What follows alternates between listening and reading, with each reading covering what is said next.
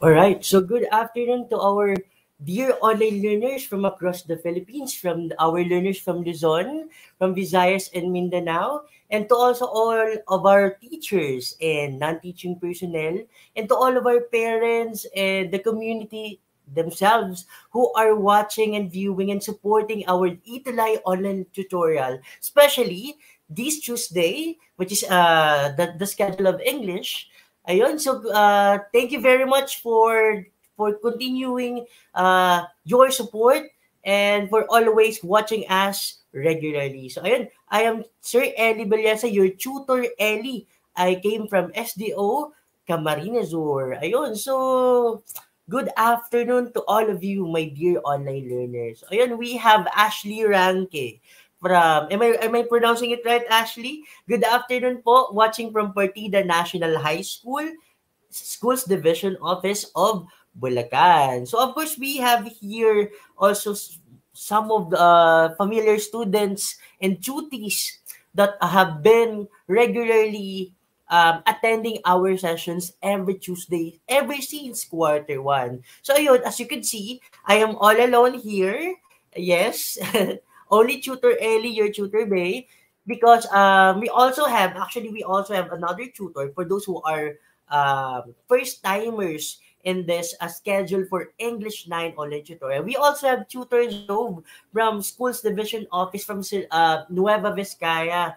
He held from High School. However, he can't make it today because he has some prior appointment and commitment. However, Tutor Jove has always been supporting us. And currently, right now, he is in the backstage and he's one of the viewers here in our Italay online tutorial session. However, still, um, everything will be fine with me, and I for sure you will continue to learn a lot of things, especially all the topics that are inculcated in our modules for quarter 2 English 9. So ayun 'di ba? My dear students, my dear online tutees, time flies swiftly and so fast. Imagine we are already in our quarter 2. It's already second quarter and we only have two more quarters before we end our English 9, our grade 9 level experience and journey. So ayun, I'm so happy that we have a lot of commenters and live viewers right now.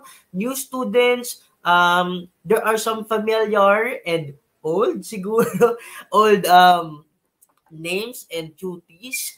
But I'm happy that we every now and then, every session that we have, our family in English 9 keep on growing. Okay, it keeps on growing. I'm very much happy and excited to engage with you, especially if if you want to be part of our family. And I really highly encourage you to be part of the English 9 GC group chat in Messenger. I would like you, Ken, Mary Joy, Ashley, parang mga bago pa ata to, Christine Rivera, hi Graymar, Jasmine De La Roca, to join our English 9 National GC so you could engage there and share your thoughts and ideas and cooperate with many, many other students across the Philippines. So doon sa GC namin, my dear online viewers right now, we have there some students from Luzon, from Visayas, and Mindanao, as far as Cagayan, as far as from General Santos City. So just imagine the northest and the southest part of the country, they belong to our GC, and we regularly communicated there. So I'm expecting for you, and I'm encouraging you to join our national GC for English 9. So yun, hello everyone. So alright, so okay, we will proceed now with our new topic. However, before we proceed with that, I want to request and beg you, my dear online learners, to please share this video tutorial, okay? So, in every Italay session, please do not forget to share this video and sessions. Malay nyo, may matulungan kayong co-class or classmates nyo or students in grade na that are having a hard time with their modules. And this Italay session in English 9, we are making your module and activities and concept easier and efficient. Okay, so don't forget to please share this video tutorial, and we are being viewed and could be streamed and watched live in the different DepEd Facebook pages. We have DepEd EdTech Unit. We have DepEd Thai. So, napapanood nyo kami ngayon sa DepEd Facebook pages. And of course, it's also simultaneously being streamed and live sa ating mga YouTube accounts, DepEd EdTech Unit and DepEd Philippines. Alright. So, hello. Yes. Thank you, Ma'am Merly Suarez, or your student. Hello po. Thank you very much for sharing our sessions. So today, our session, our topic for this afternoon will be about, ano kaya? What will be our topic? So yeah, before we proceed with that, so I just want to remind you that this month, the month of November, my dear online tuties and my dear online viewers, we are celebrating the National Reading and Book Month celebration. So if you could see, sino sa inyo ang still right now has you know, he or she would like to read books or anything or any reading materials, you know. So reading is very important to all of us. Even as teachers, we should read and a lot of reading materials because it would help us in our teaching, okay, in our understanding of the concepts. And of course, you, my dear students, like Kizel, Stephanie Fajardo, Princess Manalo, and Lian, hello, Jolina, Rafael. So I am encouraging you also to, you know, we have a webinar series here, and you have to also inform your dear teachers and advisors or your schools that we will have a series of webinars for National Reading Book Month celebration, and it's actually started, you know, from November 6 until 27. Okay, so you don't forget those dates.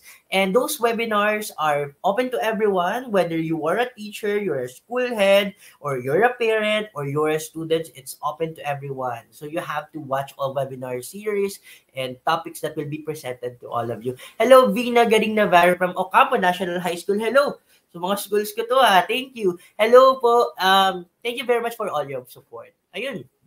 So, do not forget the essence of reading, because as time goes by, even if you are going to college or even if you are at work already, reading is very, very much essential. Never forget that. Okay, so we have a lot of viewers right now. Ayun, before we proceed with our topic, actually, we had assignment. Lagi naman, Sir Ellie, no? Lagi naman, Tutor Ellie, we have an assignment every session.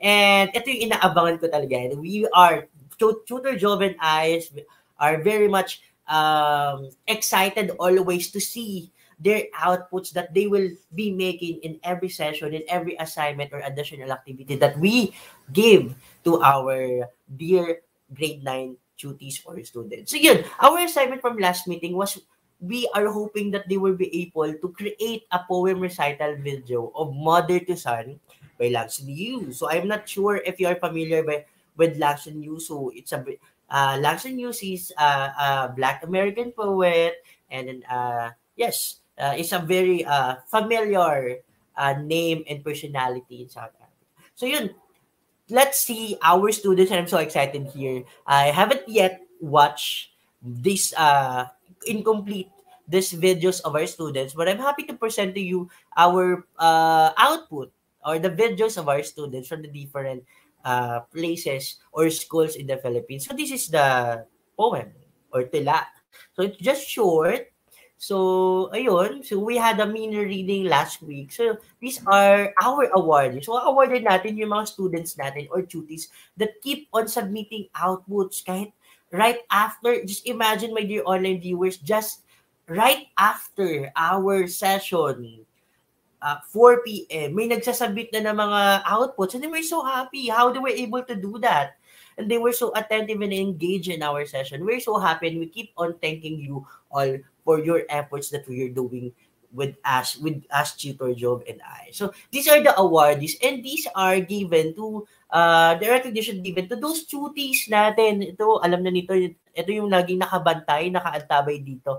Given to these tutees and learners who have actively engaged in our session and submitted their outputs or assignments. So with that being said, so this is an output of Darlene Maquilon from Lalo National High School. So these students had recorded. Some use TikTok in creating their videos, so they are allowed to be as creative as much possible. So I've asked consent and permission to post their outputs here in our Italy session. So let's see. I'm not sure if my internet connection is good and right. And yeah. So let's see the output of Darlene. Darlene Wiquilon used the TikTok application in order to have a poem recital video, and meron pa siyang nilagay na music background, and thank you very much, Darlene, for that. And you know, the acting and drama skills, it was being presented here. So let's see. Ang galing naman, di ba? Sean Vincent, do you agree?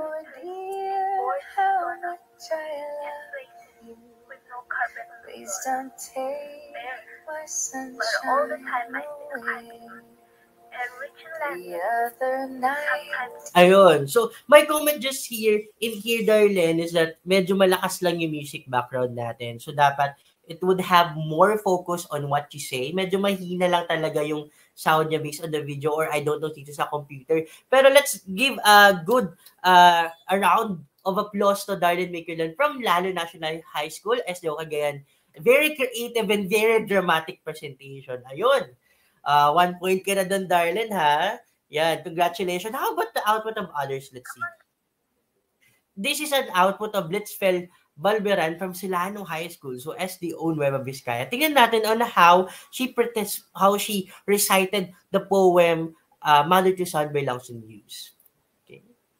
So, napakalino ng camera, no? Good day, everyone. My name is Blitzfeld Balberan, and I am from Barangay Quirino, Solano Nueva Vizcaya, and I am from Solano National High School.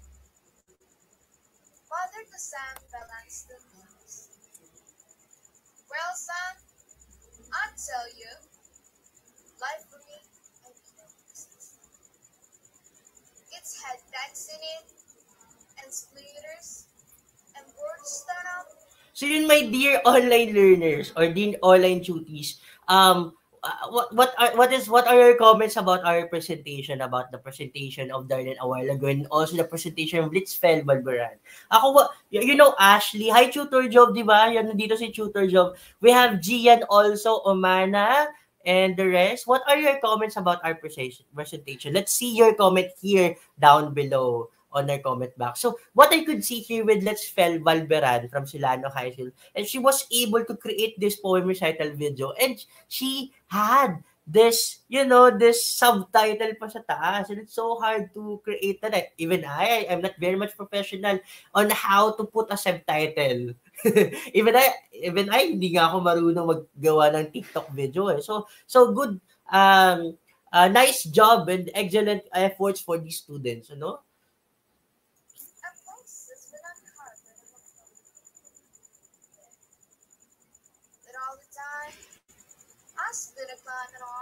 So you could see the facial expression of Blitzfeld, and you know, the voice, it's good.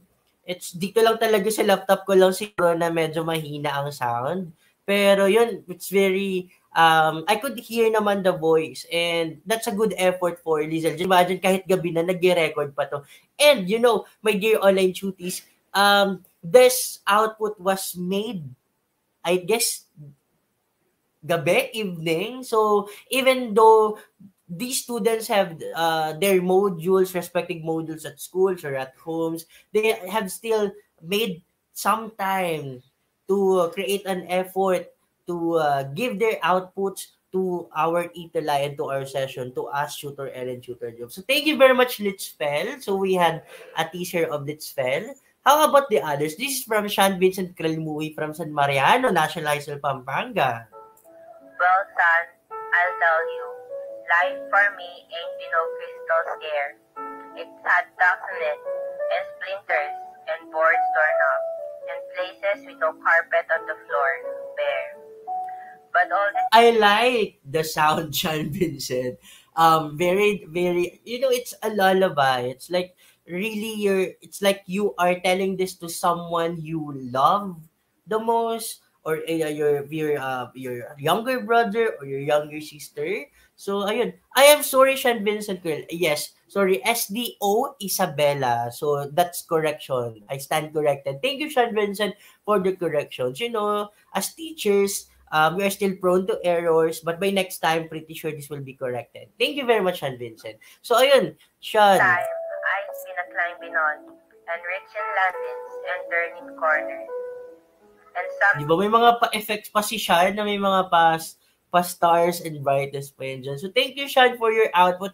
Highly appreciated by Tutor Ellie and Tutor Joe. Well, son. And you know, my dear online tuties, these outputs were submitted in our National GC for English 9. So please, those students who are watching this and teachers, please invite your grade 9 students or anyone or any grade 9 students that you know to please join our GC. Our students here on our live comment box will add you. Meron tayo dito mga students already in our GC that will add you in our GC. Okay? So, lastly, I guess is from Graymar Valiente from Lalo National High School. So, I'm giving more time sa ating session to the presentation of the outputs of the students because they had given have so much time. 'Di ba? Nagbigay sila ng oras. So nakakahiya naman and even I would be frustrated if I made this output tapos hindi lang naman ma-appreciate ni Tutor Ellen and Tutor Job and sayang naman ng exposure. So let's see the output of Graymar Valiente. Good day. I am Graymar A. Valiente from Lalok National High School, SDO Cagayan. Today, we will be reading a very inspirational poem by Langston Hughes, titled Mother to Son. Diba? May pa-intro pa si Graymar dito. Okay, sige. Let's continue, Graymar. Well, son, I tell you, life for me ain't been no crystal stair. It's a plastic Yes. and splinters and boards turn up at places with no carpet on the floor, bare. But all the time I've been climbing on and reaching London and turning corners and something's going in the dark where there ain't been. Yeah, let's pause for a while. So I'm hearing he is reading the poem by Langston Hughes. However, may mga naririnig pa ako dito ng mga tahol ng aso. So the dogs are barking in the background. So it's very normal, it's fun, it's okay, students. So, it really happens. Especially the neighborhood, di ba, Graymar? So, yeah. Light. So, boy, don't you turn back. Don't you sit down on the steps, because she finds it's kind of hard. Don't you fall out, for I'm still going. Honey, I'm still climbing. And life for me ain't been no crystal stair. For you see, the Okay, so we'll pause here kasi medyo mahaba. Pero this poem recital just very, very short eh. Napakaikli lang naman eh. The entire poem of Mother to Son by Langston Hughes is very, very short. So I would like just to congratulate these students of ours from the different schools across the Philippines for giving us some of their time for their efforts of creating this video. Hindi po biro ang gumawa ng ganitong klase ng video kasi puyat na sila sa module and so on, but still they were so enthusiastic about this. So thank you very much and congratulations. We highly appreciate your outputs and efforts, my dear students. So yun, sana by next session natin, whatever our assignment here, sana you will comply and you will submit your outputs by the end of the week. Okay? So, abangan namin yan Rachelyn, Rufa, Hailey, and Jershel. I'm not sure, Tutor Job, Angelica, Omana, if these students sa ating live comments are watching, are part already of our GC, sana please encourage them to be part of our GC. Ayun. So yun, thank you very much, Graymar. And we also have Angelica Gabriel from Lalo National High School, SDO Cagayan. Kasi so, we are presenting their outputs pa rin. So, Angelica has our last entry for today. So, ayun, just to complete our third objective from the last session. Kasi yun na nakalagay doon, they have to create a video and we would like to display and show this and appreciate their efforts. So, meron pa siyang picture dito ni Langston Hughes, So, he's a man and he has a black skin. So we will be able to discuss more of the life and story of Langston Hughes in our next sessions to come. So yun, let's see the output of Angelica Hey Gabriel. everyone, I'm Angelica Gabriel from Lalo National High School, and today we'll be reading a poem by Langston Hughes entitled Mother and Son. Well, son, I tell you, life for me ain't been no crystal stair. It's had cracks in it, and splinters, and boards torn up, and places with no carpet on the floor.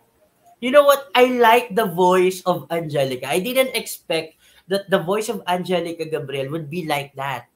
It's deep, it's modulated. I like it. Okay, congratulations and thank you, Angelica. I like the voice. Do you agree, my dear online viewers? Do you like the voice of Angelica Gabriel? And the presentation, nilagay niya talaga dito yung picture and the text of the poem so that we could easily synchronize with what she says. Yun, so I'm happy with this output of Angelica. There. But all the time, I've been a climbing on and reaching landings. Oh, I'm hearing. I could hear music background. So yun.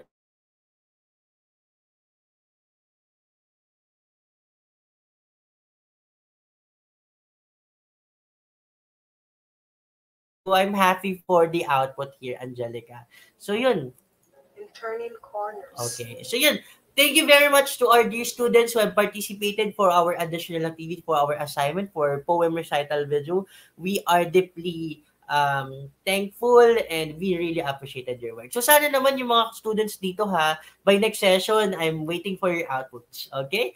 So, that's it. So let's proceed to our topic for yun. So, Tutor Ellie, paano nga ba makasali sa ating mga how would you be awarded and recognized? So make sure you will fill up of course you have to submit your assignment, you have to fill out our feedback form that will be shown at the end of our session.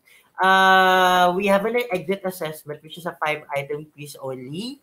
Okay, so these are only optional, but yun, in order for you to be recognized, we appreciate your efforts, you have to fill these things out. Okay, so our module reference for this afternoon is from Pivot rather. Okay, I stand corrected. From Pivot for e-learning material that was utilized and that was crafted by Region 4A Calabarzon. Okay, so thank you very much for the efforts of the teachers and the administrators who put their very best in order to come up with this very nice and very compressed Pivot for a module or learning material. So our topic for week 2 is making annotation. So if you could remember from last week, we had um, making connections, right? We tried to learn on how do we connect text from other texts, how do we connect text from our personal life, and how do we connect text to other issues, worldly issues, or to the world, to the environment, and so on and so forth.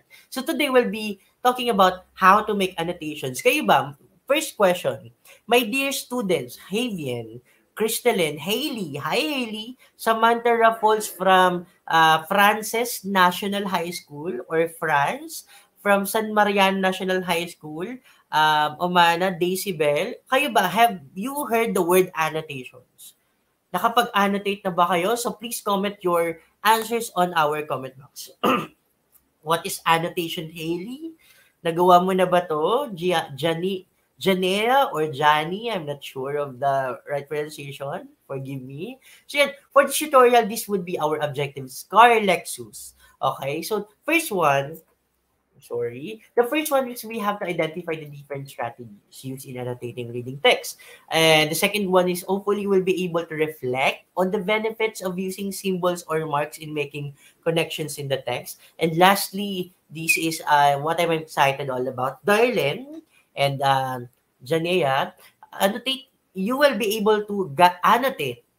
What is annotate, Tutor Ellie? A given text using symbols, marks, and illustration. So ano kaya pwedeng gamitin namin in order to annotate our given reading material? Okay? So let's interpret this picture. Okay. What could you see in this picture for task 1? So we call this as picture interpretation. Ano yung nakikita nyo dito, Jayela? Hi, Jayela from General Santos City. Darlene. How about the others? Oh, make sure i-share nyo to ha. You have to share this video of ours. Okay, sabi ni Graymar Valiente from Cagayan said, it's a surgery, sir. Ashley also, from surgery. I just forget kung saang SDO ito or school si Ashley. How about Omana? From Santa Lucia National High School. What could you see? Surgery, ano pa? Who are the people involved in this kind of activity? Who are these people here? And what do they use? Yes, it's a surgery. Okay, it's a surgery, it's an operation. So, how about these people here? What do you call them, my dear online learners? Okay. Surgeon. Okay, it's a surgeon. Okay. Or doctors. Tama, Grammar. Okay. Surgeon. Sean Vincent. Surgeon. Doctors. What are the equipment or things that they use in this activity, in this surgery that you say so? What are the things they use? Are they using something here, or are they just using their bare hands in operating the surgery? Also, what are the tools or the equipment that they use here? Could you give at least one example, my dear online learners? At least one example. Scalpels. Grammar, perhaps you are misunderstanding. You are misunderstanding the equipment. There's no such thing as scalpel. Okay? So, it's actually, sabi ni Ashley, it should be, no, it's not scalpel, also Ashley. So, Grammar is correct. They are using forceps. Okay, they are using gloves. Okay, the right term for the scalpels, siguro na misspelled lang, is scalpel. Okay, it's like a knife, which is very, very sharp. It is used in, how do you call that? Where do you use the knife or the scalpel here? There, in the surgery. Sa anong gamit doon? What's the function of that? No, it's okay, Ashley. Sorry po, sir. No, it's okay. That's okay. It's okay to have mistakes, to do mistakes. It's okay. Gloves, yes. Pero what is the function of that scalpel? So we also have sterilization trays, of course. All equipment should have been sterilized. Okay. Sabi ni Grammar, it's for cutting skin. It's for cutting skin. We use these materials in order, to remove something from the body of the person, or it could be an animal. Particularly, the scalpel is used for cutting the skin. I'm not a fan of hospital and surgery. I've never been in a surgery before. I don't like to see my skin being cut into halves. No, I don't like that. Have you experienced being in a surgery? You're the patient. Naitakbo na ba kayo sa hospital? Tinahi na ba kayo? Or you have undergone a surgery before an operation? So, yan. So yeah. Thank you. Sabi ni Grammar, Darlene, Omana, it's used for cutting. So, yan. So, do you know how a surgery is being done? Paano ba siya ginagawa? Have you seen a YouTube video or any steps in a book or in a module or in a picture or in a movie? Have you watched at least or seen how a surgery is done? Oh, so Angelica Gabriel here, sabi niya, she had been sent to the hospital, naitakbo na, sir. For what reason, Angelica? Yes daw. So sabi ni, hi Ken Hipolito, I'm not sure if you're part of our GC. Please join our GC for making skin incisions, tissue dissections, from the word dissections, and a variety of surgical approaches since the onset of modern surgery. Parang galing to sa Wikipedia. So that's a good search. You have a fast hand in searching the definition. Okay, tinahi daw yung noon. Oh, I don't like. So yes, it's difficult. It's painful to be cut. Okay.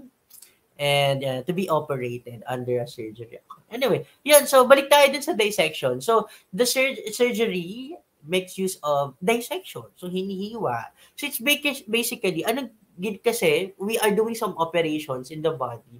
We would like to see something there, if there's something wrong inside, so yung ginagawa natin, dinadissect natin yan. And, my dear cuties, it's basically the same in reading a text. hindi lang tayo magbabasa ng text as literal as it is. We also have to dissect it. Same with how the surgeon or in a surgery, the patient will is being dissected. Okay? Hinihimay-himay, ino-operate, hinihiwa, alin kaya dito ang mali, alin dito yung tama, ano kayong ibig sabihin, what is the meaning of this, especially in a reading text. So, yeah, so basically it's the same thing. So we are comparing how a surgery and a dissecting, a dissection of a reading text. So, it's how, Tutor Ellie, how could we dissect a text? How could we dissect and understand deeply a given reading material? It's basically what? Making annotation. So annotating or annotation is we make marks here, marks, symbols, illustrations on the text. And it is not simply highlighting appealing words or sentence. Okay? So very understandable to. Pag sinabing annotation, you have to use mark symbols, period, colon, clouds, or any graphic representation, shapes, so punctuation marks, and so on, that you put on a text. So ganun yun. Okay, so here, annotations, it is a purposeful strategy to help you comprehend what you are reading on a deeper level than if you were just to read it straight through. So yun, it's much better to use annotation in order to further understand deeply the text instead of, literally reading it. And it's actually an excellent way, Tutor Ellie, to deconstruct the text into meaningful pieces for better understanding. So imagine if you are reading a poem and you are reading highfalutin words, or you just can barely understand what's the meaning of that. So you make use of annotations. Okay? So there are actually 4 major benefits of annotating according to Azevedo 2017. So the first one, it makes you more engaged in the material. Okay? So just instead of just reading it as plain as it is, annotating, especially pag nagre-review tayo, di ba? Do you do the same thing, my dear online tuties? In terms of when you're reviewing your assignment or reviewing before exam, nagsusulat tayo sa gilid ng mga text, ng mga marks, just to remember yung notes natin doon. Do you still do that in your when you're studying, when you're reviewing your paper before exam? Nagsusulat kayo, naglalagay kayo ng mga shapes, you're putting illustration here, nagbibigay kayo ng mga mnemonics, and so on. So, may mga margins kayo text. So, yun, it makes us more engaged in the material. Okay? So, now, second one, it slows your reading, that helps you to focus on details and have better retention and comprehension. If we focus more on the text by using annotation, it will have a better retention. When we say retention, mas maiintindihan at mas mareremember natin yung sinulat natin o yung pinag-aaralan natin. 'Di ba? Sabi nga yan, when you are reviewing, isulat mo. Okay? Was better if you write what you want to remember. 'Di ba, agree mo, Darlene Merlos? Yes. And letter C, it helps you process what you are reading. So, nag-iisip ka, what happened to the characters? Ano kaya nangyari doon? Bakit, why did this happen? Bakit namatay si ganito, ganyan? So, yun, it helps you process what you are reading. What's the meaning of this word? What is the meaning of this sentence? Ayun. So, annotating helped us with that kind of in that sense. So it also records textual evidence. When we say textual evidence, these are actually basically texts for later reference. You may even note your questions for further research. So if you have encountered some word or some idea or themes in the poem or in a reading text, pag may isusulat mo na, you just have to write something there like, I will go back to this, I have to search this. It's basically notes or your ideas. Yun. So, pwede mo siyang balikan. Okay? So, there are annotation strategies, or basically, what are the things that we have to do in order to annotate? Ano nga ba, Sean, Riza, Oman, Ashley, ang mga gagawin natin in order to annotate? Of course. The first one is circle, by the use of circle. We circle any unfamiliar words, then look them up and write down the definition. Di ba? That's what we do. If every time we encounter unfamiliar words, we don't know the definition, we circle it, and later on, we try to search on Merriam Dictionary or sa internet, what's the meaning of this word, ayun. So, basically, the example is on the right. So, ganun lang yun. If this is the poem, maglalagay ka, you will be put some annotations or statements or sentences or phrases or words. Yun, pwede yun. Okay. Yes, Shara May, I'm sorry. Iba kasi yung FB name mo. Hi, Shara. So, yeah, forgive me. Hindi ko natatawagin Omar. Shara na lang. Yun, Shara. So, also, maliban sa circles, we also have these question marks to indicate areas of uncertainty. So, pag hindi tayo sigurado on what's the meaning of this word, we will put a question mark. Okay? And another is, we use the stars, the the stars, to indicate anything that seems important, such as themes, symbols, foreshadowing, etc. So yun, pag may nakita kayong parang, this is, may nakaalala ako dito, parang it's something related to this. Wait lang. You will put a star. Kasi ito yung theme, ito yung main idea nito, ito yung symbol nito, babalikan ko to. Ayun. So, use exclamation points, tandang, padamdam, to indicate something dramatic or a key turning climax. Like may namatay na ganito na or nakakabigla. It's, the climax part of a story, of a poem. So you have to put exclamation point because that is the highlight of the event or the story. Okay, Vina. Next one is circle the character. If you see some character there, okay, or the circle, it could be an underline also, di ba? Yung ginagamit natin, circle or underline. You could do that for characters or places or some important keywords. Okay? And keep a list of characters, maybe of all the characters there. So, especially this is very effective when it comes to short stories, but in poems, you could also do this. Okay? Who are the people involved here? Who are the persona? What are the themes? So, you could list them down in the margin, or it could be on the bottom of the paper, so we could use that. Okay, and also we could write, ito yung ginagamit ko, I'm writing notes in the margins. Ito yung best method on sticky notes, okay, or a separate notebook. Okay, so, diba, if especially if your teacher or the module given to you has a poem, at magsusulat ka sa gilid on the margin, either left or right, or sa baba or sa taas, of the things that you want to do. Okay, may guguhitan ka dito, you will write a long line just to put a sentence here, or you just have to circle this word because I don't know the definition of this, or have to put a square on here because this is the main idea, or I have just to put here a reminder at the left margin. So, ganun ginagawa natin sa annotating. Basically, you're just putting some marks and symbols on the paper. Okay. Now, also, you could put a paraphrase or summary. Tutor Ellie, tanong lang, pag nag-annotate ba Tutor Ellie, kailangan naka-sentence siya? Mahaba ba siya? Naka-sentence pa dapat? No, hindi naman. Pwedeng one word lang, 2 words, it could be a phrase, it could be a short sentence, not necessarily a paragraph or a long sentence. Okay? A keyword or some 2 to 3 words will do for annotation. Okay? And you have to write down also any questions that you have about the text. Okay? So remember ito kasi later you will annotate some text. You will annotate the text using this annotating strategy. So bibilangin natin yan kung ilang strategies ang nagamit nyo. Ilan ba kayong circle, nakailan ba kayong lines in shape and illustrations, and so on. Okay. Okay. So that's it. That's very easy. Also, if you have some additional materials like highlighter, or you have a color, or a color pens, possibly you could use a color-coded system. Like for definition, if you would like to identify the meaning of this, you have to highlight it with using the highlighter that is color yellow-green.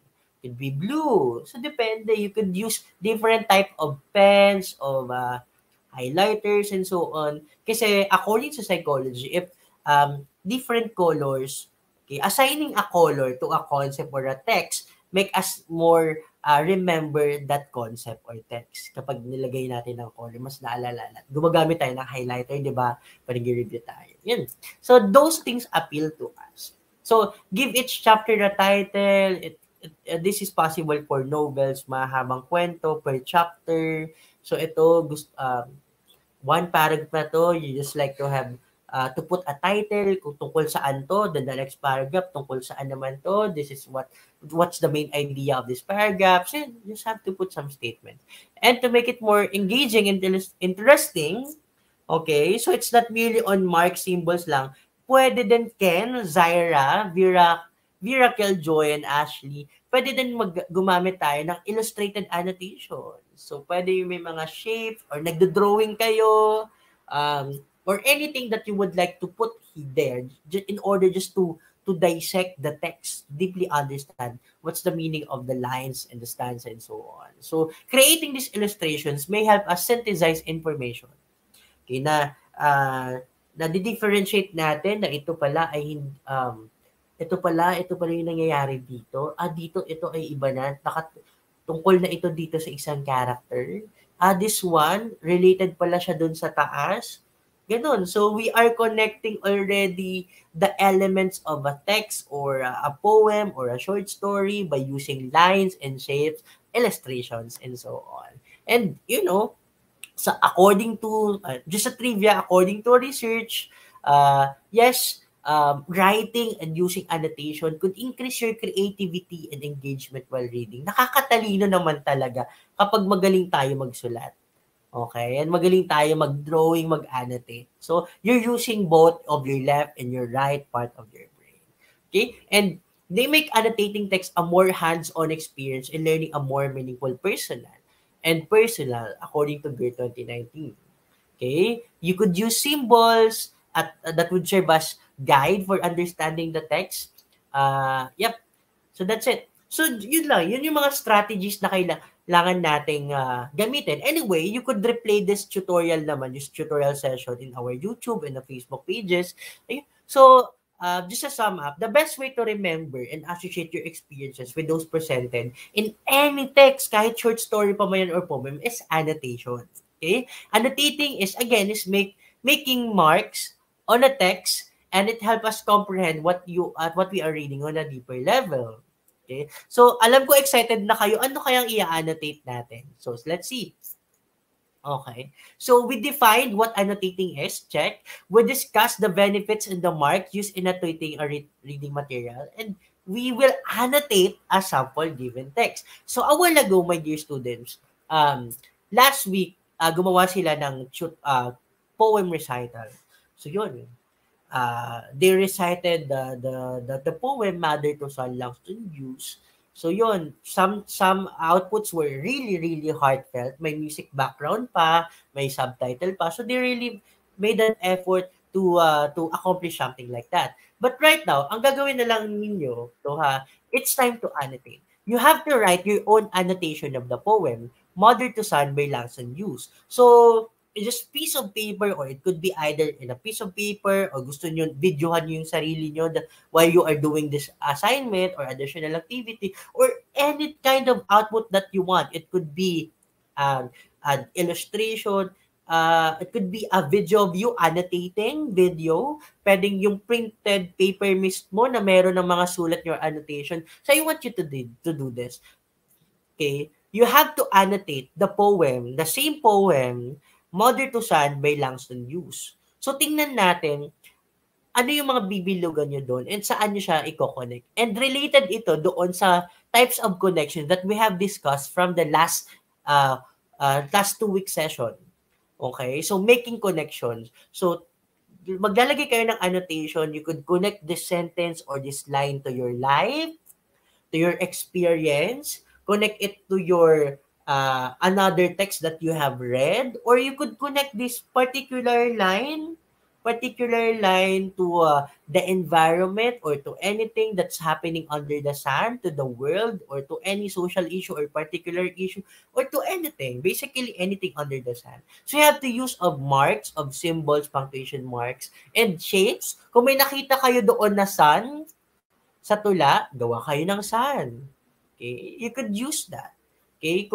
Pwede kayo mag-drawing sa gilid in the margin. Yun ang gusto kong mangyari. And I want you to submit your outputs by after this session or this weekend. Okay? Abangan ko yung mga sagot nyo on your assignments. Ayun. So, expected output is your annotation. It could be on a piece of paper or it could be a video that you are annotating, showing your annotations, your drawings there, your sentences or words that you could connect to a word there or a line. So, ayun ha, very much easy lang yun. So, yan. Imagine this is a text, you just have to put lines or shapes or connect it to here or you have to draw something like crystal stair, mag-drawing kayo ng crystal stair. So, ano kayang meaning nitong crystal stair? You could circle the crystal stair or you could square the splinters or you could have a line and you could underline the words torn up.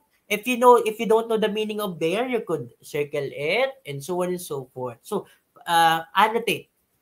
No, there's no limit in the words and in the annotations that you will do. Okay? Malinaw ba yun, Angel de la Peña, Trisha, Krishna, Micaela, Apple, Zaira? So we have here some students from Diamond, LFG Diamantina National High School, Ramon National High School. Hello, mga new people to here. Krishna, hello po.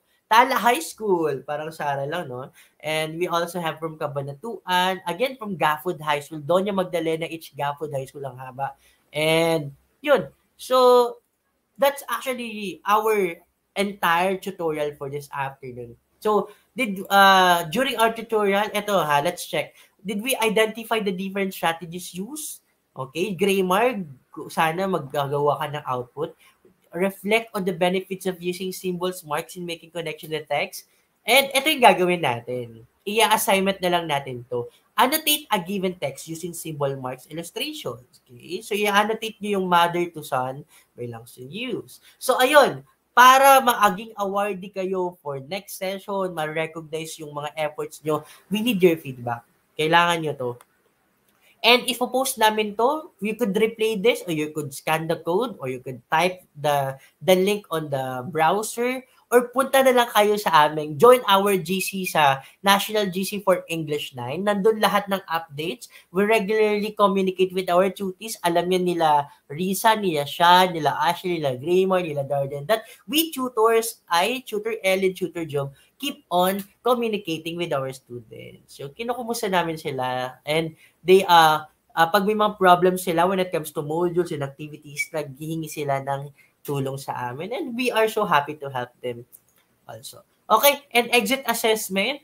Okay, and ayun, so we're done already with our English 9 quarter 2 week 2 session which is all about making annotation. So yan, again, I am Tutor Ellie from SDO Camarines Sur. And Tutor Job na nandito, nakaantabay pa rin despite na meron siyang ginagawa ngayon. Busy Tutor Job. Babalik siya by next week. Ayun. So, keep on tuning with us every Tuesday from 3 o'clock to 3:40 p.m. Mapapanood tong replay na to sa ating Facebook pages sa DepEd EdTech Unit and DepEd Philippines, DepEd Tayo, and also the replay also sa DepEd Educational Technology Unit. Nandun lahat ng sessions namin from quarter 1. And sa ating DepEd Philippines YouTube account. Okay? So, do not be scared of joining our GC. Nandun na lahat ng updates namin. So, we'll see you there, ha, my dear online learners. So, yun, please continue in supporting the English Junior High School from grade 7 to English 7 to English 10. So, thank you very much for for supporting us. Okay? Okay. Ayun, so I'm inviting you to watch the National Reading and Book Month webinar series. Yun, so huwag niyo kakalimutan to. And yun, thank you very much and mabuhay kayo. Saludo sa inyong mga students and sa ating mga teachers na nagsusuporta and patuloy na nagtatrabaho ngayon. So, ayun. Thank you very much.